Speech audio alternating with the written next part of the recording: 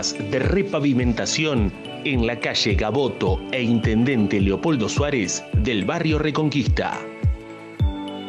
Gobierno del Pueblo de Merlo. Gustavo Menéndez, Intendente. Hola, ¿cómo les va? Muy buenas noches. Bueno, otro programa más de Futurar, pensar y hacer en momentos de grandes cambios en la Argentina. Y la idea es seguir reflexionando, seguir dando la información que podamos tener en este programa que a su vez sale por el canal 724 de DirecTV, el 429 de Flow, el 472, 472 de Clara TV, Cablevisión Paraguay, Personal de Paraguay, Cotas de Santa Cruz de la Sierra de Bolivia y los cable operadores de todo el país. Así que estamos comunicados con la Argentina toda y con nuestros hermanos uruguayos, paraguayos y bolivianos para explicarle qué está pasando en la Argentina.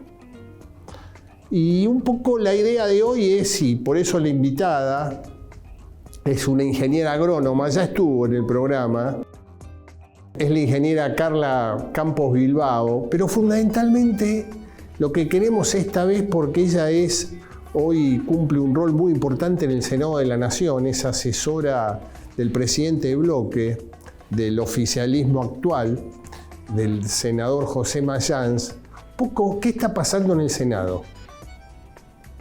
¿Cómo se está preparando este cambio con un Senado indudablemente con una primera minoría fuerte del peronismo y que solamente 7 senadores de los 72 responden al futuro presidente de la República? Vamos a tratar de charlar y de preguntar qué puede pasar para proyectar los primeros meses que indudablemente van a ser muy, pero muy duros. Específicamente les diría los 6 primeros meses donde el índice inflacionario va a estar entre 15 y 20% todos los meses. Así que nos espera un verano difícil. Y hacemos una pequeña barrida y vamos con la nota editorial.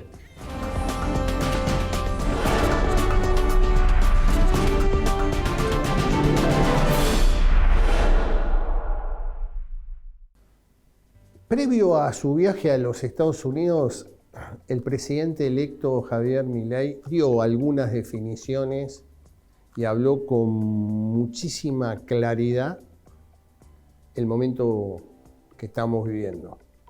Planteó claramente la tragedia económica, la situación que va a heredar y lo hace sin tapujos.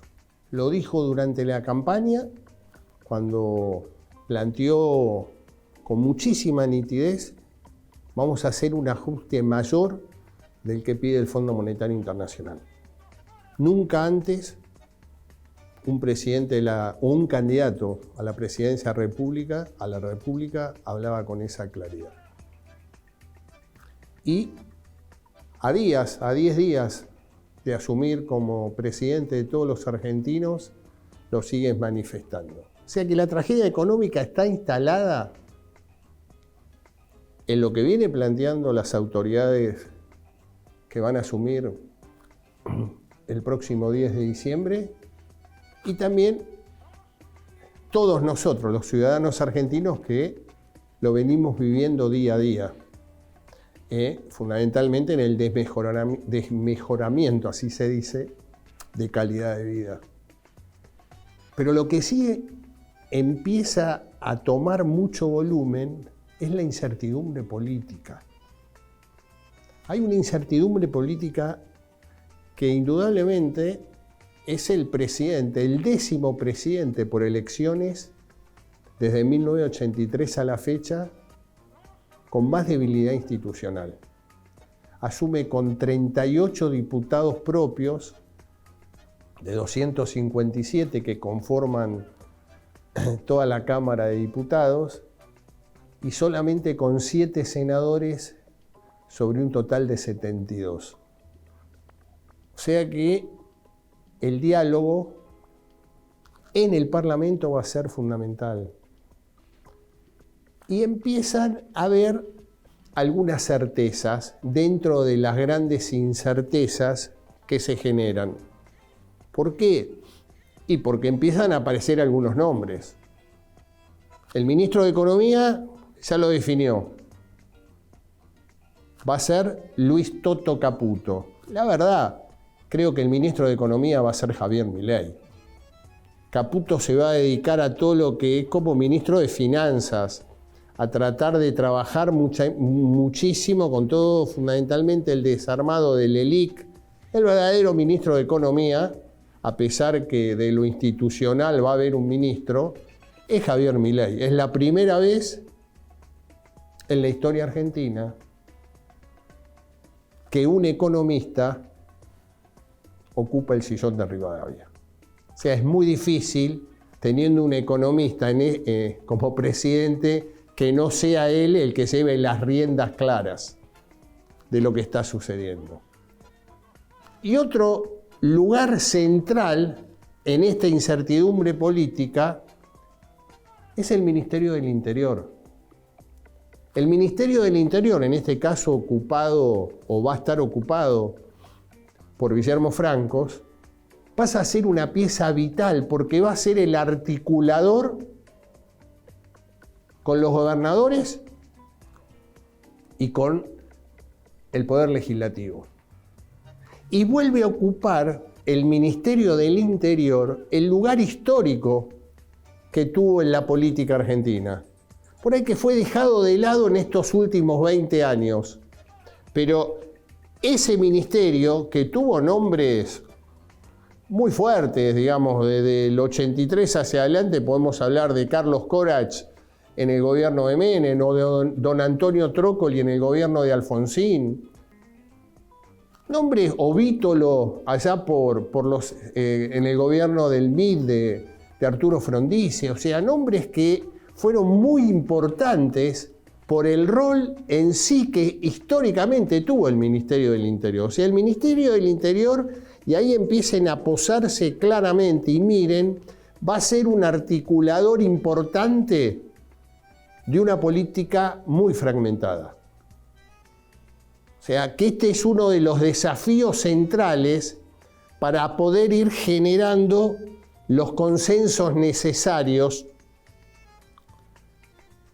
que se necesitan para encarar, como bien dijo el presidente electo, uno de los momentos más difíciles económicamente que tiene la Argentina. Otra figura que no va a ser menor si se confirma es la presencia de Sturzenegger, ex presidente del Banco Central, Federico Sturzenegger, expresidente del Banco Central en la gestión de Mauricio Macri. Él, digamos, con su equipo ha hecho un estudio para ir detallando las diferentes leyes que habría que derogar, que habría que modificar o que había que crear. Parece que fundamentalmente va a ser como un ministerio de modernización, si eso se termina instalando, de muchísima importancia. Y el presidente genera definiciones claras. En el único lugar que no va a haber corte es en desarrollo social, que va a estar comandado por Sandra Petrovelo. Es decir, que todo el tema de planes y subsidios prima facie están garantizados. No va a haber ningún tipo de recorte. Obviamente me imagino que harán una auditoría clara de quién es quién de esos planes. Pero me parece que da una definición clara con respecto a ese tema, donde está planteando que los recortes van a ir por otro lado, no con la gente o con los sectores más necesitados. Y el otro dato, que me parece que hay que ponerlo también en contexto, en el reportaje con Luis Majul del último domingo, dijo: estoy dispuesto a todo y estoy dispuesto a hacer los cambios que haga falta y voy a asumir todos los costos políticos que tenga que asumir. Es más, dio un ejemplo el último día del presidente Carlos Pellegrini, en el cual un colaborador le dijo: presidente, salgamos por la puerta del costado, porque por la puerta principal hay mucha gente y puede tener problemas. El presidente Pellegrini lo miró, se puso la garera, agarró su bastón y salió por la puerta principal, que obviamente no la pasó bien porque los insultos fueron muchos. Bueno, él, digamos, se ubicó en ese momento histórico y él sabe perfectamente que va a tener que tomar medidas muy difíciles. Va a tener que tomar medidas que indudablemente van a afectar a todos nosotros. Dijo: voy a pagar todos los costos políticos que tenga que pagar. Y esto me parece que es un dato de la realidad política totalmente diferente. O sea, está diciendo cómo asume su presidencia. Está planteando la tragedia económica que viene viviendo la Argentina. Y plantea también que está dispuesto a pagar todos los costos políticos para poder cambiar y poder generar un rumbo nuevo a una Argentina decadente de hace más de 50 años. Me parece que esta es la expectativa que se está abriendo en un escenario de incertidumbre absoluta, con una política muy fragmentada y, lo que es grave, sin liderazgos. Hoy la política argentina transita un camino que no hay ningún tipo de liderazgos. Y esto no es un dato menor, porque al no haber liderazgos consolidados y al no haber proyectos nacionales, las coaliciones o los partidos políticos se refugian, cada uno defendiendo sus intereses territoriales. O sea, ustedes pueden ver liderazgos consolidados, por ejemplo, en Formosa, en la figura de Silvio Infran, o la figura de Gerardo Zamora en Santiago del Estero, o de Carlos Rovira en Misiones. Pero después no hay muchos más líderes fuertes. ¿Por qué? Porque fue una elección muy larga donde se cayeron liderazgos importantes. En Neuquén, después de 60 años, a pesar que gana un dirigente que sale de las entrañas del movimiento popular neuquino, pierde la familia Zapac, que dominó desde siempre la provincia de Neuquén. O en San Luis, después de 40 años, los Rodríguez Sá fueron desplazados. O en Entre Ríos, después de 20 años, perdió el peronismo, lo mismo que en San Juan. Creo que lo simbólico de lo que pasó en este año largo de elecciones, después de 32 años, en la provincia de Santa Cruz fue desplazado el kirchnerismo. O sea, en esa situación estoy hablando de la fragmentación y la falta de liderazgos. Este me parece que es el gran desafío que tiene el gobierno de Javier Milei. En esa fragmentación, porque es muy difícil que los bloques queden incólumes de diputados y de senadores. Presagio que creo que va a haber ruptura de bloque. Hoy la primera minoría en la Cámara de Diputados, lo vamos a ver ahora en una presentación que nos dio en exclusiva la Fundación Berbechando, cómo queda compuesto las cámaras. Y la primera minoría en diputados como en senadores es Unión por la Patria. Yo creo que hay que ir viendo, es muy factible que desde ahí empiecen a surgir algunos bloques más, porque las diferencias son fuertes y sustanciales. Y aparte empieza a haber una rivalidad de intereses. Los diputados o senadores que responden a las provincias o al liderazgo de los gobernadores de turno empiezan a tener intereses contrapuestos con el kirchnerismo duro, liderado por Cristina Kirchner o Máximo Kirchner. O sea, me parece que ahí van a empezar a ver rápidamente, marzo, abril del año que viene, algún tipo de ruptura. Lo mismo está pasando en Juntos por el Cambio. Hay que recordar que en diciembre de este año, el Partido Radical tiene que nominar autoridades nacionales, con diferencias claras entre alguien que quiere ser, como el gobernador de Corrientes, Gustavo Valdés, y las ambiciones del senador nacional por la capital federal, Martín Lustó, con intereses totalmente contrapuestos. Digo, toda esta situación, en principio prima facie, puede beneficiar a un gobierno institucionalmente débil y que tiene que llevar adelante un proceso de reformas muy fuertes como lo viene anunciando. De ahí la importancia del Ministerio del Interior, que estaría encabezado por Guillermo Franco, un hombre con mucha experiencia política, un hombre de muy buen diálogo con todos los sectores de la política argentina. Pero digo, empecemos a mirar ese ministerio, porque ese ministerio es una de las claves, junto obviamente con la economía, y también tenemos que agregar la seguridad, que en principio no está confirmado, estaría liderado por Patricia Bullrich. Digo, a partir de ahí se está dando el corazón de este gobierno, que en un escenario de dispersión política fuerte como se está dando, con mucha fragmentación, si se puede reencauzar el diálogo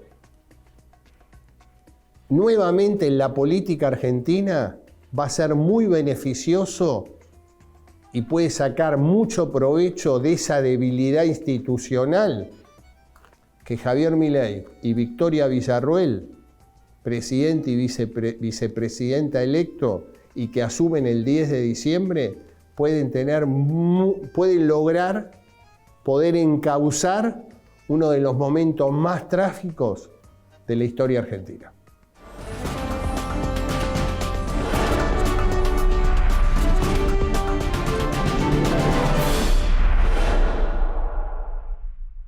Bueno, hoy, y dándole las gracias a la Fundación Barbechando, tenemos dos placas donde vamos a dar una radiografía de la futura Cámara de Diputados de la Nación.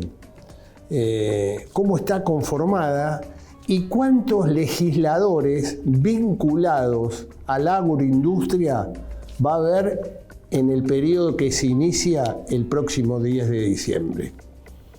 ¿Cómo quedó conformada la Cámara de Diputados? Ningún partido tendrá quórum propio. Será un Congreso sin mayorías. Unión por la Patria será la primera minoría. El bloque de La Libertad Avanza, con pocos antecedentes legislativos, deberá negociar para destrabar leyes y para el tratamiento en comisiones. El año electoral trajo como sorpresa las victorias de una decena de nuevas gobernaciones de Juntos por el Cambio, pero a su vez pérdidas de bancas en ambas cámaras.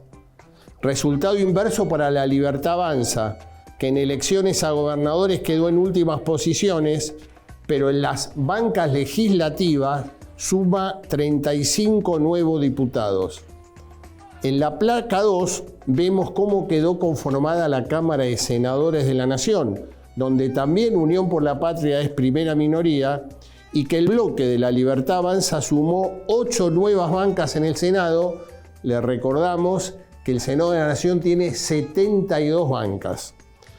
¿Y cuántos legisladores tienen vinculación con el agro?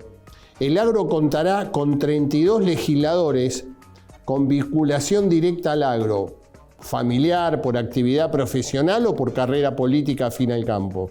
La mitad de esos legisladores tienen mandato hasta el 2025 o 2027. Los otros 17 iniciarán su andar legislativo el próximo 10 de diciembre. Así que agradecemos a la Fundación Barbechando por esta información que es muy, muy importante porque nos va dando qué es lo que viene, qué es lo que va a pasar y cuántos legisladores afines hay a la agroindustria. Bueno, ahora en la voz de Karina Rodríguez presentaremos a la invitada que nos acompañará esta noche, la ingeniera agrónoma Carla Campos Bilbao. Carla Campos Bilbao es ingeniera agrónoma por la Universidad Nacional de Luján. Es asesora técnica del Honorable Senado de la Nación desde el año 2015. Se desempeñó en el Acuerdo de Servicios Profesionales de la Organización de las Naciones Unidas para la Alimentación y la Agricultura en 2015-2016. Fue secretaria de Desarrollo Rural y Agricultura Familiar del Ministerio de Agricultura, Ganadería y Pesca de la Nación desde 2009 hasta 2015. Fue además subsecretaria de Agricultura, Ganadería y Producción Forestal, secretaria de Agricultura, Ganadería, Pesca y Alimentos de la Nación del Ministerio de Producción de la Nación entre 2008 y 2009.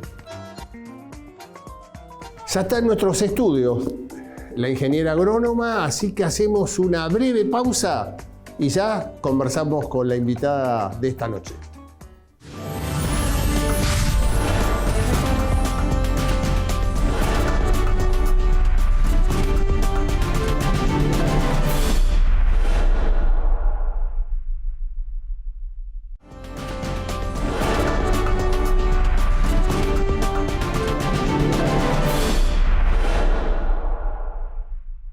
Bueno, ya la tenemos en nuestros estudios.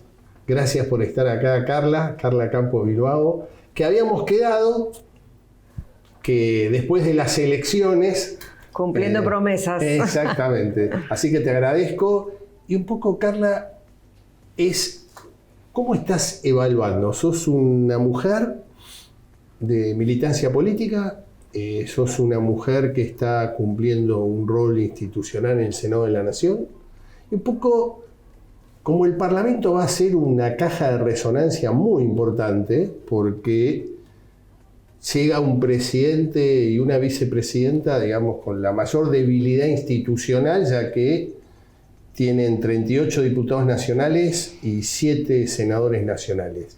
¿Cómo estás viendo esa integración o ese mundo nuevo que se abre a partir del 10 de diciembre en el Parlamento, que va a ser la caja de resonancia de la política argentina? Bueno, agradecerte la invitación, cumpliendo promesas, como decía, y la verdad que elegí este día prontito después de las elecciones para poder ayudar a este ejercicio personal y también a los que nos escuchan, pero creo que la primera definición sería poder verlo, y para eso creo que hoy fundamentalmente tenemos que poder tomar distancia y observar la situación en la que estamos y en el mundo en el que estamos.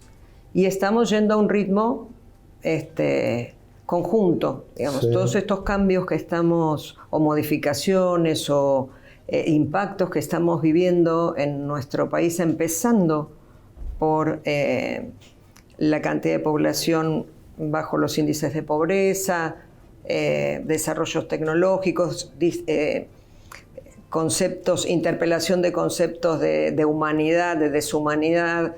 Todo esto que está sucediendo en el mundo también nos está sucediendo a nosotros, y creo que nos encuentra en una Argentina bien constituida institucionalmente, con un mensaje claro de la población, marcando claramente y poniéndonos por delante a la clase política un desafío enorme, como resultado, digamos, de metas no alcanzadas o de logros no cumplidos, que tienen que ver básicamente con el bienestar de la población.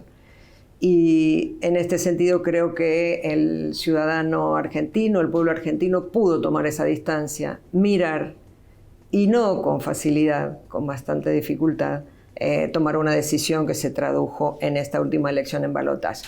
Pero definió en la elección anterior el mapa político institucional. Exactamente. Porque en la composición parlamentaria se definió el 22 de octubre. El 22 de octubre, donde ya ahí se definió un plano político de representación territorial, que es lo que prevé nuestra Constitución, y a partir de allí se vio claramente este nuevo escenario. Sí. Y una enorme oportunidad de mirar a la Argentina desde otro lugar. Como respuesta, hablábamos la otra vez de la distribución de la población en todo el territorio, la concentración alrededor de las grandes ciudades y la potencialidad en desarrollo económico de una matriz productiva totalmente diferente a la de 200 años atrás, sí, 200 y pico de años. Esa institucionalidad que se consolidó en aquel momento es la que hoy se interpela y la que hoy no representa estos intereses. Digamos, las normas, no la Constitución. Sí, la claro. Constitución de la Cámara de Diputados y la Cámara de Senadores. Y hoy hay una enorme oportunidad de establecer un diálogo para interpretar estas demandas y responder a las propuestas que quien ha sido electo como presidente de la Nación y también presidencia de la Cámara de Senadores, se puedan abordar los temas a proponer de la manera más abierta posible, con mayor representación territorial. Y en este sentido sí tengo una única preocupación, que es quien fue electo nuevamente es un perfil del área centro. Nuevamente es una persona de capital, del centro. Venimos de 3 gestiones, esta es la tercera gestión, de una mirada más centralista, y el desafío enorme de poder tener una conciencia de nación completa, porque en este cambio de matriz productiva hay que conocer y saber, y es ahí donde los gobernadores de los 24 distritos tienen una responsabilidad importantísima en este diálogo institucional. Así que lo veo más dinámico, lo veo con buena predisposición para este diálogo, y la apertura, digamos, política institucional interpela todos los mecanismos hasta ahora conocidos. Así que es el juego de la política, el arte de la política, para, como es la definición en sí, poder resolver los problemas que tienen los más débiles. Y ves, digamos, la posibilidad, 2 temas, digamos, de lo que planteaste. Primero, te la divido en 2. Primero, la posibilidad de que el Parlamento se pueda hablar, se pueda lograr consenso dentro de las diferencias. Y segundo, si revisamos todo el escenario electoral, los 3 candidatos que tenían posibilidades de llegar, los 3 venían del mismo lugar, digamos, como que la capital o el conurbano, el AMBA, era el centro de atención. Mismo hasta la dirigente, la candidata de izquierda. La única figura que rompía ese esquema fue Juan Schiaretti. Uh-huh. Que indudablemente mucha gente, sí, pero digamos, habló con un discurso en el cual puso también el país federal en el centro de su discurso, cosa que hacía rato que no se veía. Marcó las diferencias en determinados, y no es casual que entre PASO y Generales duplicó votos, ¿no?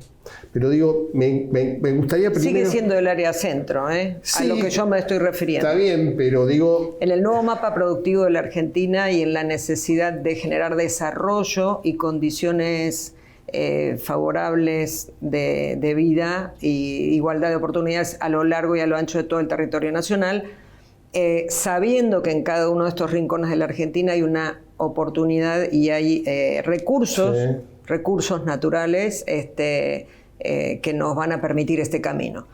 Sí es el Senado, sí es la legislatura la nación, en el modelo de organización del Estado que tenemos de los tres poderes, ejecutivo, legislativo y judicial, es el Congreso de la Nación el lugar definitivamente donde la Constitución prevé esta discusión y esta representación y la toma de decisiones. Hubo una frase que dijo el presidente electo que en su primer discurso a la población, apenas conocido el resultado, que a mí en lo personal me tranquilizó mucho, que fue el hecho de estar convencido de que dentro de la ley todo y fuera de la ley nada. Eso nos da un marco enorme y de mucha seguridad para que a partir de la Constitución Nacional, como primer gran ordenador y primer gran digamos, documento que tenemos para, digamos, pararnos y donde poder encontrar las verdades y los caminos en momentos de discusiones. Y el segundo instrumento elemental para la política es el presupuesto, el diseño del presupuesto. Y ahí es donde entran a jugar digamos, en este diálogo bilateral, presidente, cada uno de los gobernadores, pero ya después del ejercicio de años de democracia, nos ha permitido consolidar discusiones y conversaciones y planteos y discusiones regionales, que tienen que ver directamente con los recursos, con las potencialidades de desarrollo económico, porque así surgió la Argentina y así va a seguir siendo, porque es el mundo el que nos demanda y ha sido siempre digamos, el promotor de nuestra institucionalidad. Pero es la primera vez que Argentina acumula 30 años de experiencia política en su dirigencia, digamos, ¿no? Es la primera vez, hace 40 años, la dirigencia política fue diezmada, castigada, asesinada, torturada, y eso ha dejado una marca en la clase política muy fuerte y en el mundo, porque de eso se tomó una decisión institucional respecto de digamos, el juicio a este proceder, que nos ha posicionado frente al mundo desde otro lugar, y esto tratando de unir estas respuestas o esta conversación tomando como centro a la humanidad. Primera preocupación, el hambre. Segunda preocupación, los recursos y el desarrollo de todo el territorio nacional para encontrar equidad de oportunidades. Y tercero, un mundo que también está atravesando esto y nos está demandando para resolver estos problemas afuera. Entonces, evidentemente, por primera vez, esta dirigencia política, después de 30 años, está sentándose a ver cómo es constituir una nueva forma de diálogo entre los argentinos para mejorar la calidad de vida de todos y la inclusión de todos. No es menor eso, porque siempre se ha buscado esto. Hemos empezado con dirigencias muy verticalistas, con referentes muy personales, perfil caudillista, y esto a lo largo de los años nos constituyó, pero creo que hoy termina una etapa de un verticalismo en este sentido. Creo que la muerte de Néstor Kirchner es el último hito que da continuidad a la gestión y a la dirigencia política de Cristina Fernández de Kirchner, pero pone, digamos, un nuevo escenario a hoy, está visto por el resultado, pero tenemos, estoy convencida que es en la legislatura donde estas cosas se pueden hablar y se deben hablar porque está previsto, y hay que estar muy atentos a lo que un presidente de centro y con una mirada económica y política bastante diferente a la que, digamos, uno esperaba escuchar respecto al apoyo popular, ¿no? Para hacer cumplir las condiciones de igualdad. Hacemos una breve pausa y después quiero profundizar el tema de la dirigencia política y lo que pasó. Breve pausa y seguimos con Carla charlando un poco de la Argentina que viene.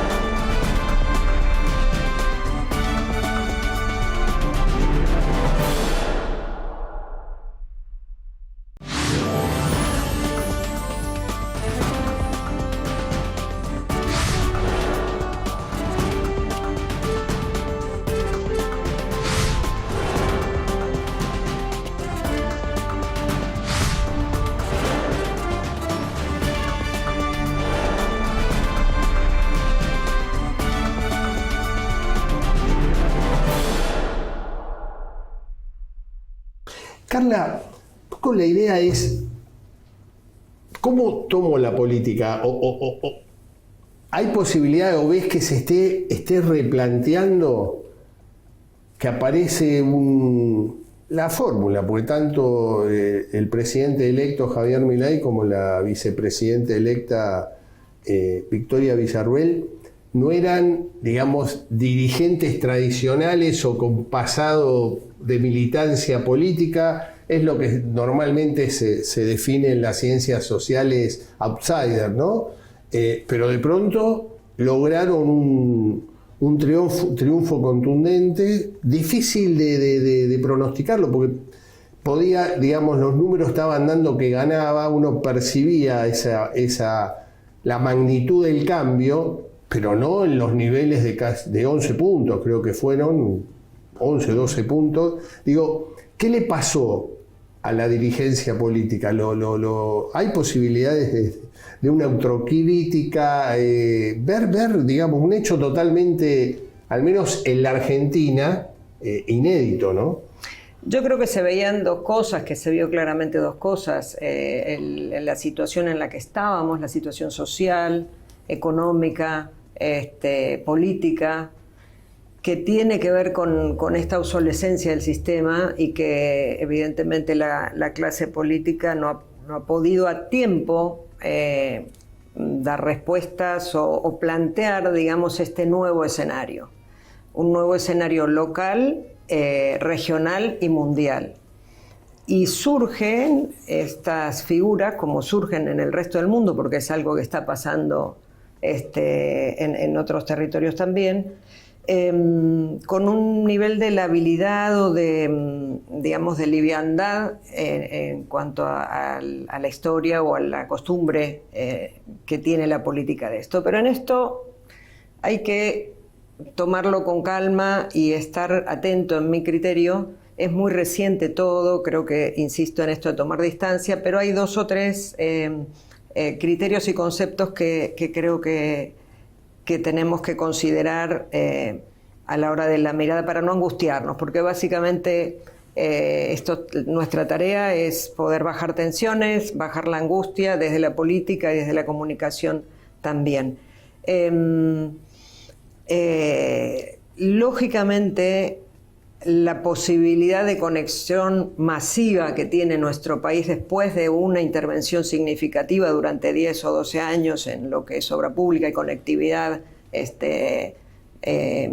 digamos, interna, interconexión desde electricidad, fibra óptica, comunicaciones terrestres, fluviales, ha hecho que la economía circule, de empezar a circular de manera diferente, que empecemos a ver recién ahora algo de movimiento interno dentro de nuestro país, y esta gran sorpresa que nos da que la tecnología está llegando en la Argentina a los lugares más hermosamente insólitos que podemos tener, desde, no sé, San Antonio de los Cobres en Salta, en el norte.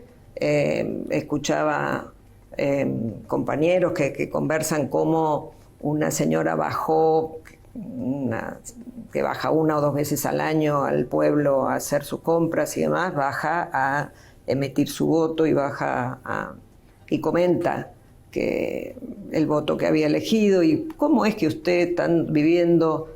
Bueno, porque tengo mi nieto que me mostró en su teléfono que estaba esta posibilidad y que como Jujuy tenemos una riqueza enorme como es el litio. Él me prometió y me dijo que se podía llegar a generar más desarrollo, más trabajo, no como hasta ahora. Por eso tomó esta decisión. Y eso te patea la cabeza en buena hora. Totalmente. En buena hora. Muy buena hora. Uno ve, sí. Tratemos de ver todo lo que... Romper el status quo es importante. Y creo que los procesos están siendo muy vertiginosos, como en el mundo. Esto nos obliga a tener un dinamismo en la capacidad de comprensión para lo que, insisto, primero tomar unos metros de distancia, observar y estar atentos a cuáles son las decisiones que democráticamente en un sistema que funciona se van a tomar. Esto creo que la Argentina está garantizado te respondo la pregunta, es un producto de esta era que vino para quedarse, sí, y de un dinamismo que tiene que ver con el surgimiento, la puesta en valor de algunas condiciones humanas postergadas en algún punto o olvidadas, muy vertiginoso, muy masivo, que necesariamente debe contar con una contraparte de ordenamiento, de reflexión. En algún lugar, en la familia, en la amistad, en las instituciones, tanta apertura en el mundo de la información obliga a que todo eso tenga alguna racionalidad y vuelven a ser los principios y los valores básicos de la humanidad. Eso, porque en esta señora, en este voto que te cuento, hay una confianza con su nieto, hay una esperanza de ese adolescente. Si tuviera un poco más de información, tal vez comprendería un poco más, pero lo que la lleva a tomar esta decisión es eso, y es poder sentirse que su opinión tiene un valor. Y tenemos un sistema que le permite reflejar eso. Entonces, eso es más que positivo. Creo que también, así como planteas la excentricidad, por así decirlo, de estos nuevos perfiles políticos, también claramente ha aparecido una reacción inmediata de dimensionamiento del problema con que el candidato o el actual presidente electo se encuentra. Y bueno, ahí uno empieza a poner en cuestión otros temas, el valor de la palabra, el valor del compromiso, y todo empieza a entrar en crisis. Entonces, observar, porque hay quienes sí tenemos una claridad, una convicción en lo que es el valor de la palabra, el valor de la humanidad, la necesidad de la gente, digamos, de la persona común que quedó fuera de un sistema económico que lo está privando de sus derechos básicos, y eso es la política la que tiene que denunciar y discutirlo. Sí, y te digo, a mí lo que, en la línea que estás planteando, es como que los cambios son permanentes. Vos fijate, entre el 13 de agosto, que fue las internas abiertas y simultáneas, hasta el 22 de octubre, que fue la elección general, y hasta el 19 de noviembre, que fue la segunda vuelta o balotaje, uno vio con cambios súbitos, ¿no? O sea, yo decía el otro día, y estaba mirando, el discurso del 13 de agosto de Javier Milei, ganador en las PASO. Vos escuchás el discurso del 19 de noviembre, presidente electo, y son dos personas distintas. O sea, como totalmente. Eso te patea el tablero y nos obliga a la clase política, a la dirigencia política, a levantar el guante, reflexionar y consolidarnos desde la política en la mayor cantidad posible de representación territorial, por ende institucional. Pero sí reflexionaría en un tema que estos personajes han tenido en el mundo, con, no sé, desde Trump o toda esta media docena de estos personajes que surgieron más de ultraderecha. Y donde las redes sociales tuvieron un rol central. Sí, y que también duraron poco. Sí. Tienen una caracterización, una definición ultraconservadora, ya te diría como un extremo para provocar la reacción, en un mundo que está definiéndose como una sociedad cada vez más cosmopolita y que ya 30 años después de la globalización y de la circulación con libertad del capital por todo el mundo, era lógico esperar que detrás del capital vaya circulando la mano de obra para aquellos países que necesitan transformar ese capital en algo rentable, la mano de obra, y ahí empiezan las primeras grandes limitaciones humanas e institucionales no limitaciones humanas, sino desastres humanos, humanitarios, que empieza hoy a ponérsele nombre, porque empieza a ser muy evidente, migraciones forzadas, sí, internas y externas, y esto viene para quedarse a mi criterio. Una nueva constitución de la sociedad, que se inicia con la globalización, con la circulación sin control, porque la gravedad en aquel momento, y sigue siendo hoy, o el costo altísimo, es la circulación del capital, trae la especulación financiera, que ha traído desequilibrios muy importantes en muchos países centrales y que han tenido su consecuencia dramática en pobreza y también en institucionalidad precaria, precarización de la institucionalidad. Cuando aparecen las masas humanas moviéndose, uno piensa en las balsas que cruzan de un continente a otro, pero nosotros en nuestro continente tenemos claramente la migración dentro de nuestros propios países, con países que tienen riquezas importantísimas de petróleo, de gas, de alimentos como nosotros, y también en América del Sur. Y ahí empieza a tomar estos personajes, creo que traen, o estos perfiles humanos nos ponen como adelante este nuevo mundo que se viene. Y acá es donde yo creo que la Argentina tiene una enorme oportunidad, porque ha sido uno de los pocos países del mundo, por no decir el único, que ha considerado a la fuerza del trabajo en una igualdad de condición que el capital en su historia. Y gran parte de su institucionalidad y sus logros y su estado de bienestar lo constituyó con este concepto. De hecho, este pensamiento, aunque hoy el estado de bienestar esté deteriorado y no esté en buen funcionamiento, educación, salud y demás, en la región es claro que Argentina es ponderada por eso. Entonces, surgen estos perfiles y estos liderazgos muy conservadores en un mundo que está yendo hacia otro lado. Entonces es conservadores lábiles, con poco sustento. Al menos en nuestro criterio. Sí. Entonces es más que interesante esto, porque se está dando en un mundo que está yendo hacia otro lado. Carla, nos quedamos sin tiempo. Es interesante para seguir charlando, no va a faltar oportunidad. Te agradezco mucho. Sé que tuviste día pesado, pero bueno, ese agradecimiento. Voy a hacer el cierre y te agradezco. Yo te digo, quería estar. Es muy difícil hacer una reflexión con algo tan cerca, pero sostengamos esto de comunicar y decir las cosas como son, porque creo que esto es lo que se viene. Es muy importante, obviamente. Gracias por la invitación. Y no va a faltar oportunidad. Gracias.